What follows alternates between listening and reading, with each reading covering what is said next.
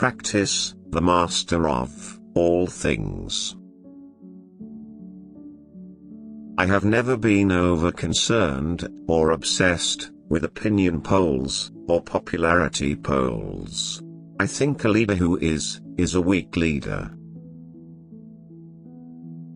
To seek to keep the established constitution unchanged argues a good citizen and a good man.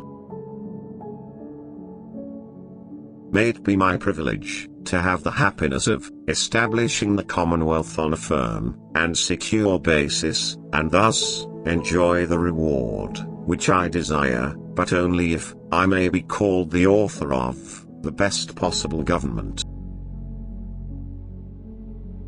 Young men, listen to an old man, to whom old men listened when he was young.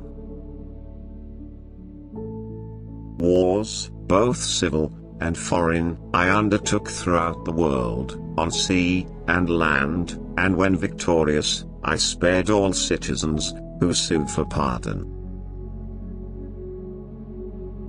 Behold them, conquerors of the world, the toga-clad race of Romans. I had a good mind to discontinue permanently the supply of grain to the city, reliance on which had discouraged Italian agriculture, but refrained, because some politician would be bound one day to revive the dole, as a means of ingratiating himself with the people.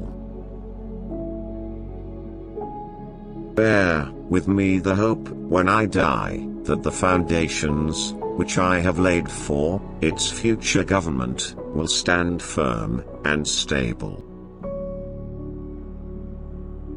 At the age of 19, on my own initiative, and at my own expense, I raised an army, by means of which I restored liberty to the Republic, which had been oppressed by the tyranny of a faction.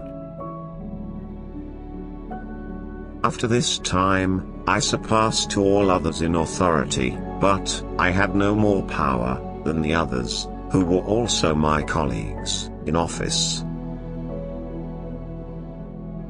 Those who slew my father, I drove into exile, punishing their deed by due process of law, and afterwards, when they waged war upon the Republic, I twice defeated them in battle.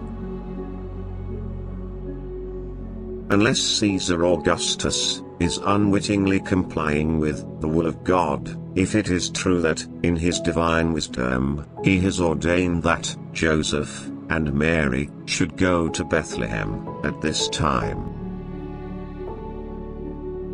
In spite of their past accomplishments, Augustus despised the Greeks, and extended his favor to the strongest of his day. There was a young man in Rome that was very like Augustus Caesar. Augustus took knowledge of it, and sent for the man, and asked him, "Was your mother never at Rome?" He answered, "No, sir, but my father was."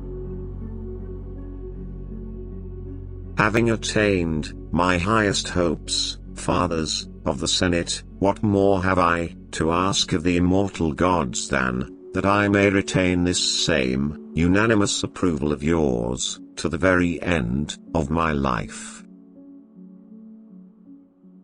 If I have played my part well, clap your hands, and dismiss me with applause from the stage. The tales of our exploits will survive, as long as the human voice itself